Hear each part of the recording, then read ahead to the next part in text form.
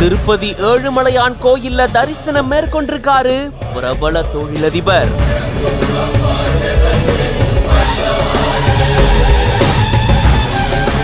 இந்தியாவின் மிகப்பெரிய பணக்காரருடைய மகன் திருப்பதி ஏழுமலையான் கோயில்ல பூஜை நடத்தி வழிபாடு மேற்கொண்டிருக்காரு.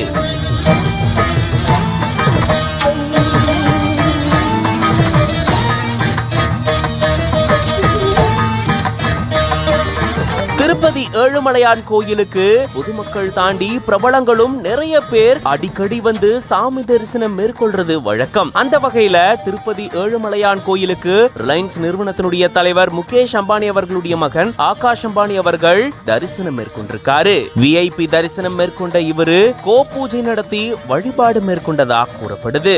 இப்போ இது தொடர்பான வீடியோக்கள் சமூக வலைதளங்கள்ல பகிரப்பட்டு வருது. இது பத்தின உங்களோட கருத்துக்களை கமெண்ட்ஸ்ல சொல்லுங்க. மேலும் பல செய்திகளுக்கு பிஹைண்ட் ரூட்ஸ் பேஜை ஃபாலோ பண்ணிக்கோங்க.